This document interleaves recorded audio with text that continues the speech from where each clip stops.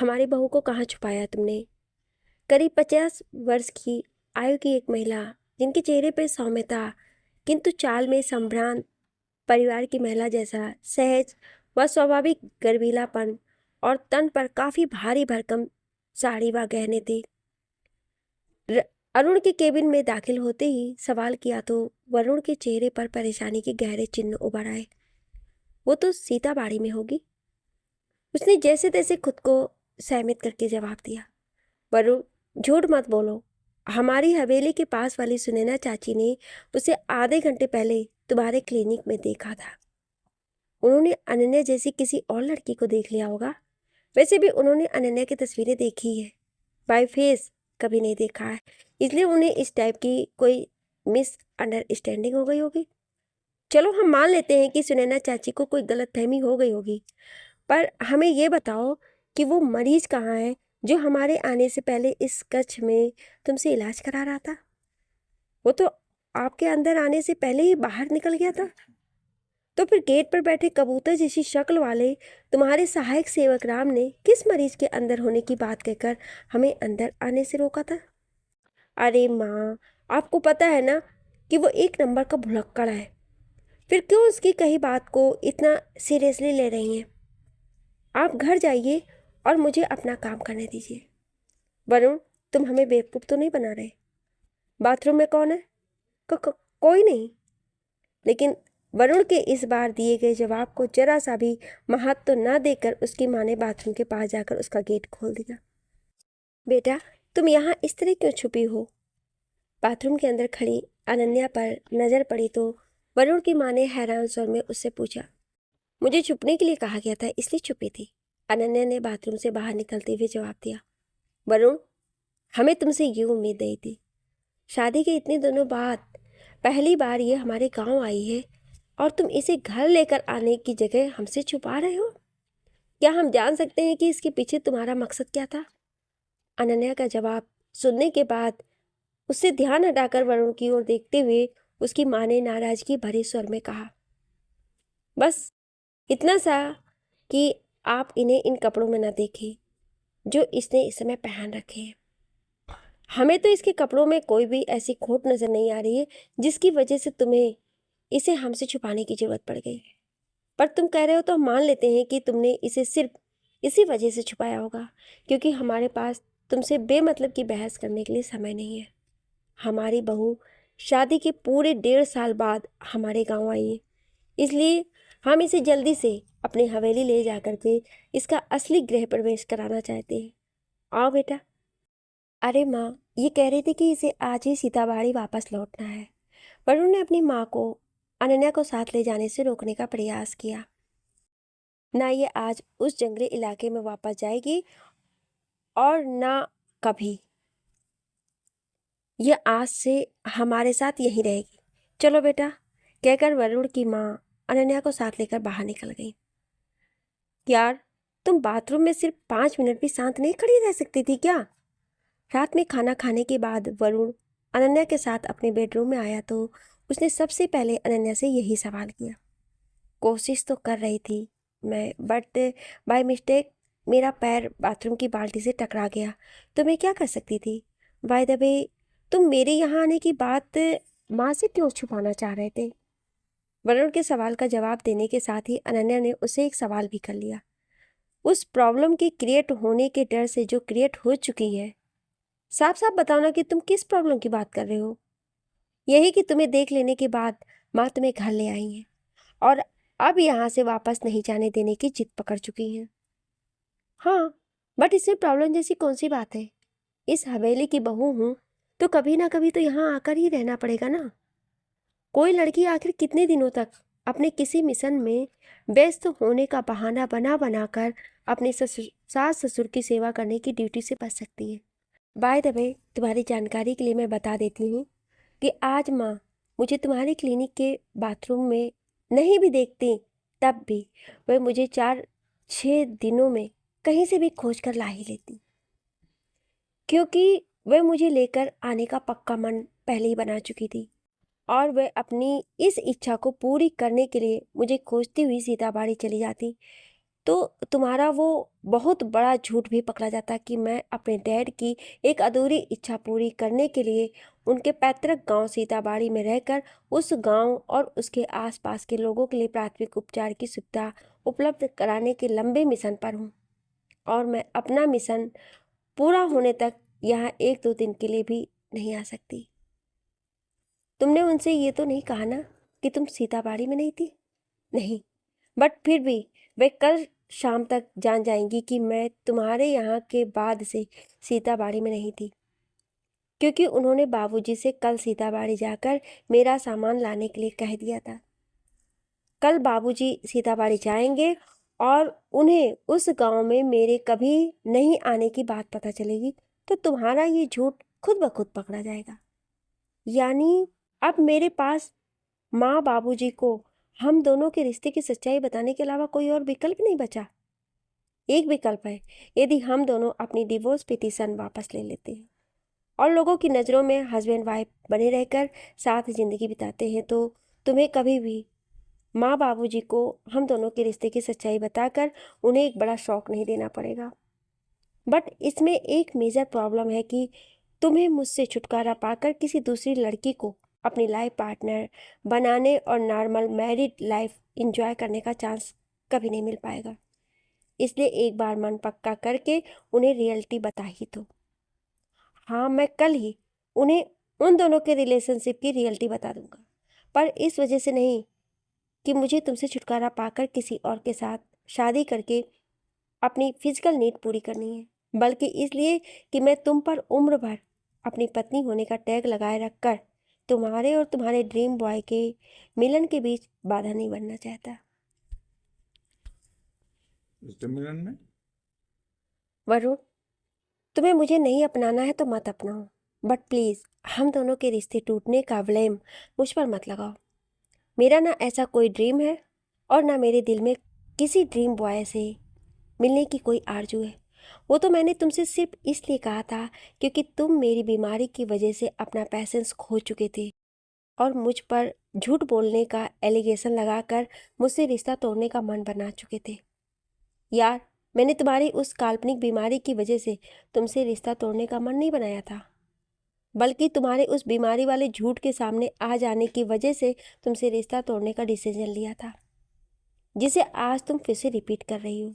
मुझे खुद डॉक्टर रश्मि बता चुकी हैं कि तुम उनके पास ऐसी किसी बीमारी का ट्रीटमेंट नहीं करा रही थी, इसलिए तुम 100 बार भी अपने इस झूठ को रिपीट करोगी तो भी इस पर यकीन नहीं करने वाला हूँ।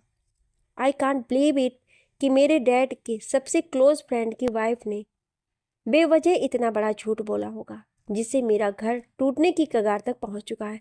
मुझे लगता है कि मुझे उनसे एक बार मिलकर, एक मिनट, मुझे लगता है तो कि तुम्हें इस मैटर पर डॉक्टर रश्मि से नहीं मुझसे बात करनी चाहिए, क्योंकि मैं जिस डॉक्टर रश्मि की बात कर रहा हूँ वो तुम्हारे डैड के फ्रेंड की वाइफ हो ही नहीं सकती, क्योंकि वह अब तक अनमैरिड है। मैं अपने पुराने हॉस्पिटल में कभी कभी सर्विस देने आने वाली डॉक्टर रश्मि अग्रवाल की बात कर रहा हूँ, और मैं सिटी की सबसे काबिल मानी जाने वाली साइकेट्रिस्ट डॉक्टर रश्मि जैन के पास अपनी मेंटल डिसऑर्डर का ट्रीटमेंट करा रही थी। इट मीन्स तुम्हें सच में साइको सेक्सुअल मेंटल डिसऑर्डर। यार, मेरे अंदर काफ़ी सारी बुराइयाँ हैं, बट मेरे अंदर झूठ बोलने और झूठा ब्लेम बर्दाश्त करने की आदत नहीं है। मैं उस दिन इतनी जल्दी तुमसे रिश्ता तोड़ने के लिए इसलिए ही तैयार हुई क्योंकि मुझे लगा कि तुम अपनी फिजिकल डिमांड पूरी नहीं हो पाने की वजह से मुझ पर झूठा एलिगेशन लगाकर मुझसे पीछा छुड़ाना चाह रहे हो। अदरवाइज मैं तुमसे अपने नाम का सिंदूर अपनी मांग में भरवाते ही अपनी पूरी राइट तुम्हारे नाम कर चुकी हूँ, और हम दोनों के इस पवित्र रिश्ते, तुम्हारे सच्चे प्यार और मेरे डैड की आखिरी ख्वाहिश का सम्मान करके अपने मेंटल डिसऑर्डर से पूरे मन से निजात पाने की कोशिश कर रही थी, ताकि मैं तुम्हें एक नॉर्मल लाइफ पार्टनर से मिलने वाले सारे सुख दे सकूं। निजात पाने की कोशिश कर रही थी मतलब? अब नहीं कर रही हो? किसके लिए करूंगी यार? जिसके लिए कर रही थी वो तो एक छोटी सी बात के लिए मुझे छोड़कर आ गया, और उसके बाद उसने कभी मेरी ओर मुड़कर भी नहीं देखा। I am so sorry for it कि मैंने तुमसे क्लेरिफिकेशन मांगे बिना ही अपनी मिसअंडरस्टैंडिंग की वजह से तुम्हें बहुत हर्ट किया। सॉरी तो मुझे भी बोलना चाहिए, क्योंकि मैंने शादी से पहले तुम्हें बहुत तड़पाया। बट बिलीव मी, मैं सिर्फ तुमसे नफ़रत करने का दिखावा करती थी, सच में नफ़रत नहीं करती थी। और मैं तुमसे नफ़रत करने का दिखावा भी मेरे एक अंकल की गलती की वजह बचपन में मेरे मन में अंकुरित हुई और उम्र बढ़ने के साथ साथ विष वृक्ष में तब्दील हो चुकी अपनी इस प्रॉब्लम की वजह करती थी, जिसका एकमात्र मकसद तुम्हें अपनी लाइफ से दूर रखना था। अरे पर तुमने तो हम दोनों की पहली मुलाकात में मेरी इंसल्ट कर दी थी। उस वक्त तुम्हें कहाँ पता था कि मैं तुम्हारी लाइफ में एंट्री करने की कोशिश करूँगा। हाँ, ये सच है कि मुझे उस वक्त ये पता नहीं था कि तुम मेरी लाइफ में एंट्री करने की कोशिश करोगे। बट मुझे उस समय ये पता था कि मेरे डैड हम दोनों को कभी ना टूटने वाले रिश्ते की डोर में बांधने का मन बना चुके हैं। और मैं नहीं चाहती कि तुम उनकी मांगी जाने वाली गुरु दक्षिणा देने के चक्कर में एक ऐसी लड़की को अपनी जीवन संगिनी बनाकर अपनी ज़िंदगी बर्बाद कर लो, जो क्या पता कभी अपनी लड़की होने का एहसास भी तुम्हें करा पाए या नहीं। बट तुम मेरे हर तरह के नफ़रत के दिखावे के फंडों को इग्नोर करके मुझ पर अपना वो प्यार बरसाते रहे, जिसे पाने के काबिल मैं कभी भी थी नहीं। मैं शादी के कुछ दिनों पहले से ही तुम्हारे प्यार के एहसास से महकने लगी थी, और शादी होने के बाद तो तुम्हारे अलावा मुझे कुछ और नज़र ही नहीं आता था। तुम्हें ये बात अनबिलीवेबल लगेगी, पर यह सच है कि मैं तुमसे प्यार हो जाने की वजह से ही मैंने शादी के बाद फर्स्ट नाइट को ही तुम्हें अपनी प्रॉब्लम बताकर थोड़े दिनों बाद तुम्हारे साथ वो सब करने का मन बना लिया था, जिसे करने से बचने के लिए मैंने सालों पहले शादी जैसे बंधन में ना बंधने का फैसला कर लिया था। और मेरे डैड अपनी कैंसर की बीमारी की वजह से समय से पहले मौत की दहलीज पर नहीं पहुंचते तो मैं कभी शादी करने के लिए तैयार भी नहीं होती। पर मुझे अपने मौत के मुंह में जाते पिता के चेहरे पर छाई चिंता देखकर तुम्हारी ज़िंदगी बर्बाद करने के फैसले पर मुहर लगानी पड़ी। पर मैं इस आत्मग्लानि से मुक्त नहीं हो पाई कि मैं अपनी प्रॉब्लम पता होने के बावजूद तुम्हें उसके बारे में ना बताकर। सॉरी यार, मुझे कुछ देर के लिए बाहर जाना होगा, क्योंकि माँ मुझे बुला रही है। शायद गांव की कोई और लेडी मुझसे मिलने आई है, कहकर अनन्या वरुण के जवाब का इंतजार किए बिना ही कमरे से बाहर निकल गई।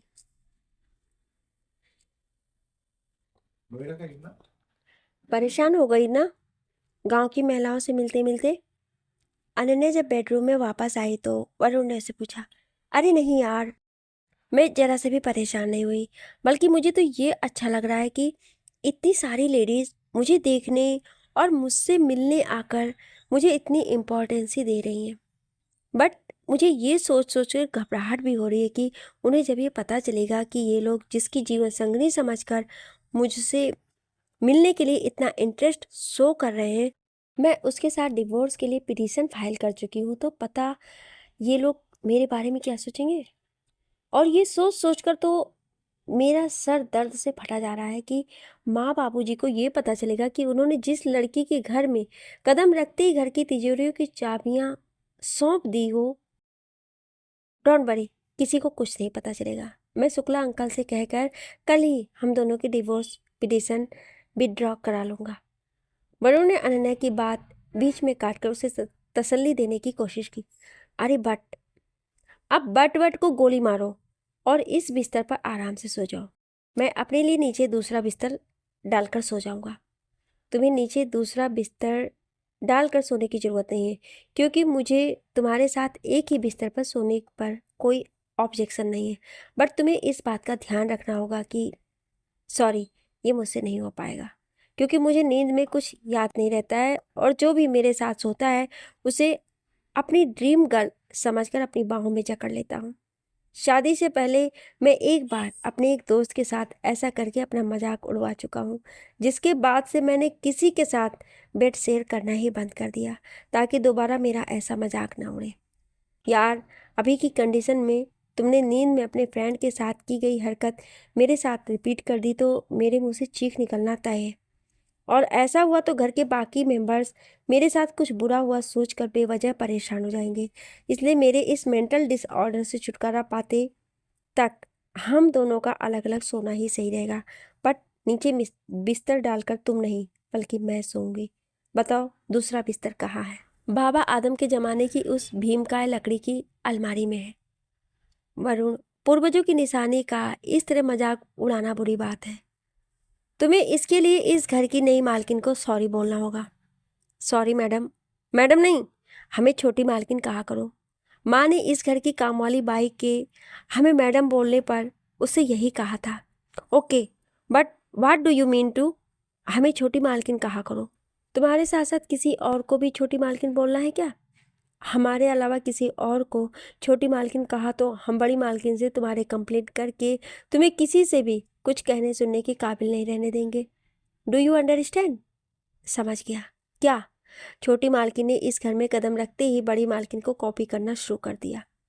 इसे कॉपी करना नहीं, अनुसरण करना कहते हैं।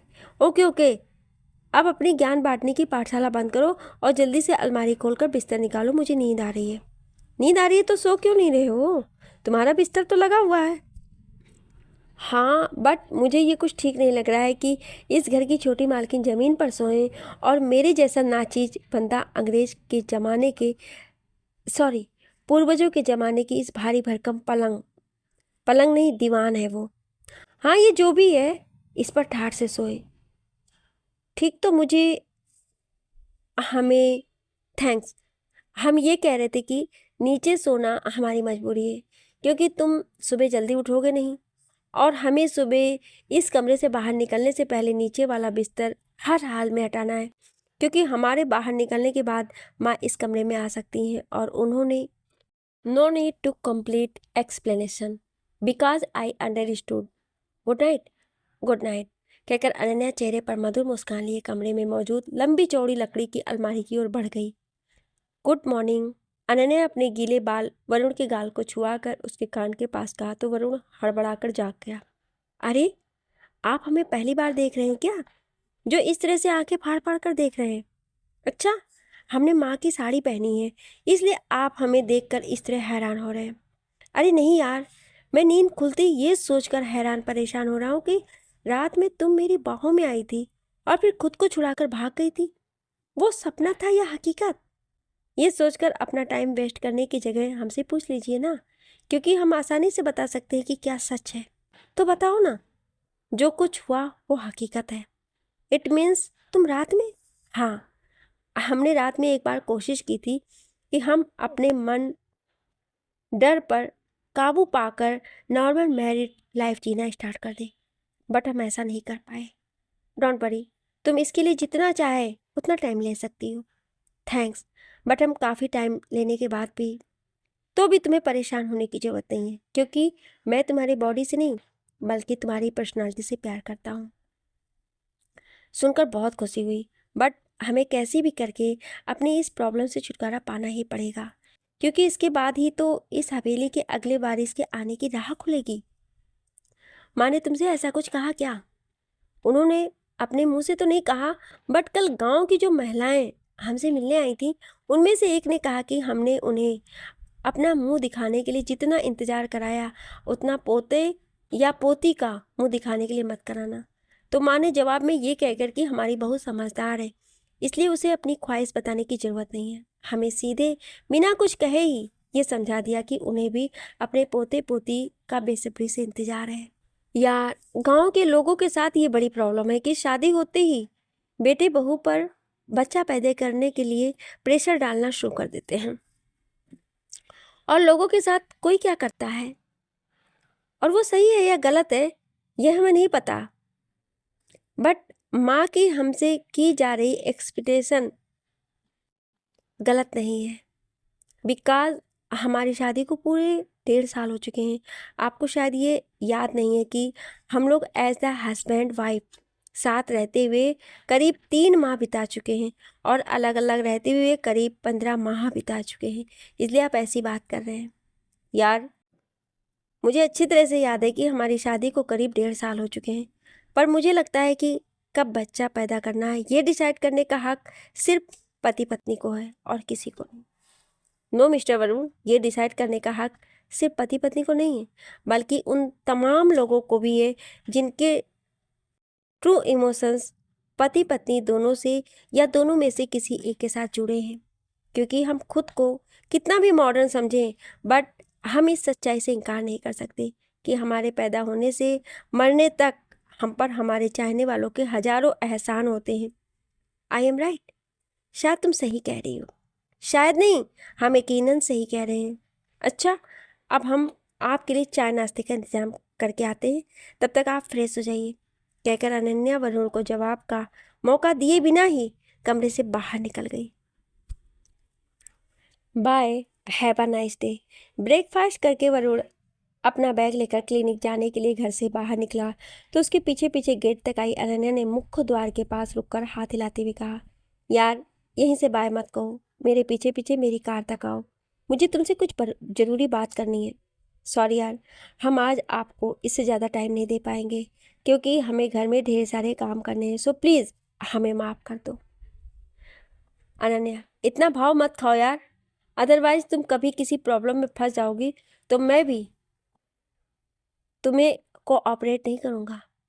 इट मीन्स हमारे पतिदेव किसी प्रॉब्लम में फंसे हुए हैं और उसका सॉल्यूशन खोजने के लिए हमारी हेल्प चाह रहे हैं।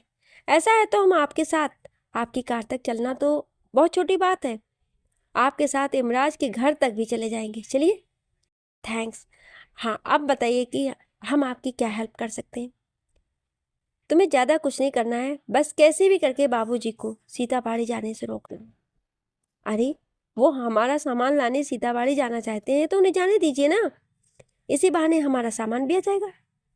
यार, तुम पर इस हवेली के लोगों के रहन सहन और बोली भाषा का बहुत जल्दी असर हो गया, ये तो मैं कल रात को ही जान गया था, बट तुम इन लोगों की इतनी बड़ी ब्लाइंड फॉलोअर बन जाओगी कि ये लोग मेरे कहे हुए जिस झूठ को सच मानते हैं उसे भी सच मानने लग जाओ। ये मुझे नहीं पता था। देखो, तुम ये छोटी मालकिन बनने की एक्टिंग छोड़ो और मेरी बात ध्यान से सुनो। यदि बाबूजी आज सीताबाड़ी पहुंच गए तो माँ बाबूजी की नज़रों में मेरे साथ साथ तुम्हारी भी इमेज खराब हो जाएगी, क्योंकि तुमने भी अब तक एक बार भी ये नहीं कहा कि तुम पिछले 15 माह से सीताबाड़ी में नहीं थी, और ऊपर से तुमने खुद भी मेरे कहने पर माँ बाबूजी को फ़ोन पर पिछले 15 माह से बार बार ये झूठ रिपीट किया है कि तुम अपने पिता की एक अधूरी ख्वाहिश पूरी करने। लिसन डॉक्टर साहब, हम आपको कल ही बता चुके हैं कि हमें झूठ बोलना बिल्कुल भी पसंद नहीं है। हमने हमारी अपनी पूरी लाइफ में सिर्फ एक झूठ बोला है, और वो ये था कि हम जिस ड्रीम बॉय के साथ रिश्ता जोड़ने का ख्वाब देख रहे हैं उसकी कोई भी खूबी आपके अंदर नहीं है, जिसका मकसद सिर्फ ये था कि आपको हमें भूलने में हेल्प मिल जाए। इट मीन्स पिछले 15 माह से। हाँ, ये सच है। हम माँ बाबूजी से हम अपने सीताबाड़ी में होने की बात कहकर इसलिए यहाँ आने में अपनी असमर्थता जता रहे थे, क्योंकि हम पिछले 15 माह से पिटीशन फाइल करने वाले दिन को छोड़कर बाकी समय सीताबाड़ी में अपने डैड के टूटे फूटे पैतृक घर में रहकर उनकी छोड़ी हुई दौलत से उनके नाम पर एक चैरिटी हॉस्पिटल बनाने में बिजी थी, और वो हॉस्पिटल 2 दिन पहले बनकर तैयार हो चुका है। इसलिए हम अपने सास ससुर से किए गए प्रॉमिस के अनुसार काम ख़त्म होते ही कल अपने ससुराल आ गए थे। बट हम पहले आपसे ये पूछना चाहते थे कि क्या आप हमें हमारी मेंटल प्रॉब्लम के साथ अपना सकते हैं या नहीं, लेकिन हम आपसे कुछ कह पाते इससे पहले ही आपने हमें बाथरूम में बंद कर दिया और फिर माँ हमें खींच कर घर ले गई। इसलिए जो बात हम आपसे आपके क्लिनिक में करना चाहते थे वो हमने कल रात डिनर के बाद आपसे की। आई थिंक अब आपका बीपी नॉर्मल हो गया होगा। I am right? हाँ, बट तुम सीताबाड़ी में रहने वाली बात मुझे कल भी तो। बाय। वरुण की बात पूरी सुने बिना ही अनन्या उसे बाय कहकर चेहरे पर शरारती मुस्कान लिए घर के मुख्य द्वार की ओर वापस लौट गई। अरे अब तो बता दो यार कि तुम मुझे यहाँ किस पर्पस से लेकर आई हो। अनन्या के साथ अपने खेत के एक किनारे पर मौजूद घनी झाड़ियों के बीच पहुँचने के बाद वरुण ने उलझन भरी निगाहों से अनन्या की ओर देखते हुए उससे कहा, हम आपको यहाँ इस पर्पस से लेकर आए हैं कि आप यहाँ कैसे भी करके आज हमें एक गर्ल से लेडी बनाकर हमारे मन में बचपन में फिजिकल रिलेशन को लेकर पैदा हुए डर से मुक्ति दिला दो, ताकि हमें माँ ना बन पाने की टेंशन से भी छुटकारा मिल जाए और साइकेट्रिस्ट के क्लिनिक के बार बार चक्कर लगाने की झंझट से भी मुक्त हो जाएं। हम हवेली में हर वक्त किसी न किसी के मौजूद रहने की वजह से आपको हमारे साथ फोर्सबली फिजिकल रिलेशन बनाने के लिए नहीं कह सकते थे, इसलिए खेत घूमने के बहाने यहाँ लेकर आए हैं। हम पूरी कोशिश करेंगे कि हमारे चीख ना निकले, बट बाय चांस निकल भी गई तो यहाँ दूर दूर तक हमारी चीखें सुनने वाला कोई नहीं है। वरुण की बात का अनन्या ने जो जवाब दिया उसे सुनकर वरुण के चेहरे पर नजर आ रहे उलझन के भाव क्रोध में बदल गए। यानी तुम चाहती हो कि यहाँ तुम्हारे साथ उसी तरह रेप करूं जैसे तुम्हारे अंकल ने अपनी वाइफ के साथ किया था? वरुण, ये रेप नहीं है, क्योंकि इसमें हमारी कॉन्सेंट है और किसी एडल्ट गर्ल या लेडी की कॉन्सेंट से उसके साथ फिजिकल रिलेशन बनाना किसी भी एंगल से रेप नहीं माना जा सकता है। हाँ, बट उस गर्ल या लेडी की नेचुरल कॉन्सेंट होनी चाहिए। उसके अंदर मौजूद पत्नी या बहू के अपनी रिस्पॉन्सिबिलिटी के प्रेशर में दी जाने वाली कॉन्सेंट मेरी नज़रों में नेचुरल कॉन्सेंट नहीं है। So I can't fulfil your this stupid piece. यार, आप हमारी बात समझने की कोशिश क्यों नहीं कर रहे हैं?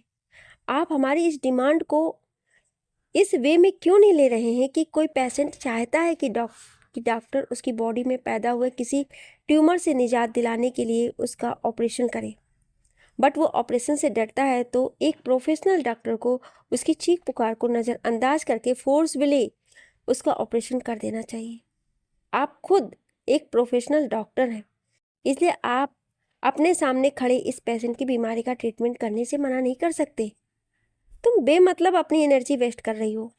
मैं तुम्हें ऐसा उटपटांग ट्रीटमेंट किसी भी कंडीशन में नहीं दूंगा जिससे तुम्हारा ये मामूली सा मेंटल डिसऑर्डर हिस्टीरिया जैसी किसी गंभीर मानसिक बीमारी का रूप ले ले।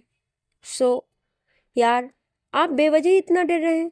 हमें रश्मि आंटी ने भी यही एडवाइस दी है कि एक बार हम अब मेरी समझ में आया कि हम दोनों की शादी के जस्ट बाद से करीब 3 माह तक और यहाँ आने के बाद लगभग 1.5 माह तक डॉक्टर रश्मि की क्लिनिक के चक्कर लगाने के बाद भी तुम फिजिकल रिलेशन बनाने के लिए प्रिपेयर क्यों नहीं हो पाई। एक्चुअली उस लेडी का साइकोलॉजी की इतनी समझ नहीं है कि उसे एक काबिल साइकेट्रिस्ट या साइकोलॉजिस्ट माना जाना चाहिए, क्योंकि उसे साइकोलॉजी की थोड़ी सी भी समझ होती तो वो तुम्हें ऐसा स्टूपिड आइडिया कभी नहीं देती, जिसे अमल में लाने पर पॉजिटिव रिजल्ट आने के चांसेस काफ़ी कम और साइड इफ़ेक्ट होने की रिस्क बहुत ज़्यादा है। जानती हो, यदि मैं तुम्हारे मेंटली प्रिपेयर ना होने के बावजूद तुम्हारे साथ फोर्सफुली रिलेशन बना लिए तो क्या होगा? नहीं, इसके बहुत घातक परिणाम हो सकते हैं। एक तो ये हो सकता है कि तुम्हारे मन में फिजिकल रिलेशन को लेकर बैठा डर लाइफ टाइम के लिए फिक्स हो जाएगा, जिसे दुनिया का कोई साइकेट्रिस्ट दूर नहीं कर पाएगा। और दूसरा परिणाम ये हो सकता है कि तुम हिस्टीरिया की पेशेंट बन सकती हो और इस बीमारी का शिकार होने पर तुम अपने साथ मेरे और माँ बाबूजी के लिए भी मुसीबत बन जाओगी। इसके अलावा तुम्हें नींद में प्लीज़ मेरे पास मत आना, मुझे मत छूना जैसी बातें कहकर चीखने चिल्लाने की आदत पड़ सकती है।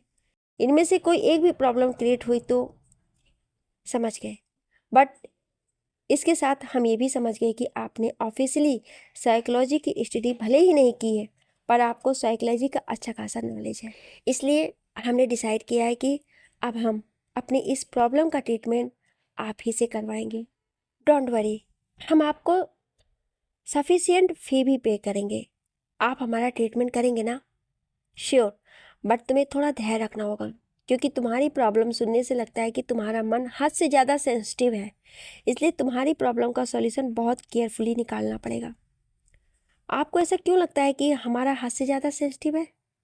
इसका रीज़न एकदम सिंपल है। Middle and lower class society में बहुत लोग बचपन से इस टाइप के इंसिडेंट्स देख लेते हैं, लेकिन उनमें से सिर्फ उन चंद लोगों के मन मस्तिष्क में पर इनका इतना बैड इफेक्ट पड़ता है जो हद से ज़्यादा सेंसिटिव होते हैं। I understood, but you should also try to understand my problem, which that I have not so much time for it. तुम्हें इस प्रॉब्लम से छुटकारा पाने की सिर्फ इसलिए जल्दी है, ना कि तुम जल्दी से माँ बनकर अपनी सास की ख्वाहिश पूरी करना चाहती हो। हाँ, मेन रीज़न तो यही है। तो हम लोग एक काम करते हैं बेबी टेस्ट ट्यूब की हेल्प से। यार आप अपना ये स्टूपिड आइडिया अपने पास ही रखिए। हम इस तरीके से कभी माँ बनना ही नहीं चाहेंगे, क्योंकि हमारी हार्दिक इच्छा है कि हमारा बच्चा हम दोनों के प्यार की उपज हो, ना कि मेडिकल साइंस की हेल्प से किसी लैब में अंकुरित करके हमारे पेट में डाला हुआ आर्टिफिशियल बेबी हो। और हमारी ये तमन्ना आप पूरी करेंगे, वो भी साल भर के अंदर। ये आपके प्यार का इम्तहान भी है और आपके अच्छे डॉक्टर होने का भी। यदि आप, अरे अब चुप भी हो जाओ यार। जब बोलती नहीं थी तब एक सिंगल वर्ड सुनने के लिए भी तरसा देती थी, और जब से बोलने लगी हो तब से इतना बोल रही हो कि सुन सुनकर कान पक जाते हैं। अब 2 मिनट तक एक शब्द भी मत बोलना, क्योंकि मेरे दिमाग में एक साइलेंट आइडिया आया है। तुम बोलकर डिस्टर्ब करोगे तो मैं भूल जाऊंगा। यार प्लीज भूलना मत।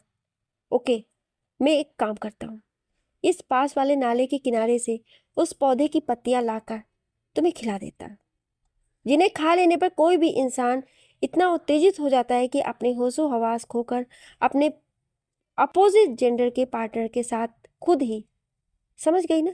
हाँ, अब आप जल्दी से चलकर हमें, मैं तुम्हें वहां अपने साथ नहीं ले जा सकता, क्योंकि उस पौधे के फूलों की खुशबू से अट्रैक्ट होकर जहरीले सांप उसके आसपास जमा रहते हैं। तो फिर हम आपको भी वहां नहीं जाने देंगे। मार्केट इस टाइप की बहुत एलोपैथिक दवाइयां आती हैं, हम उनमें से कोई ट्राई करके देख लेंगे। अब जल्दी से चलो यहाँ से।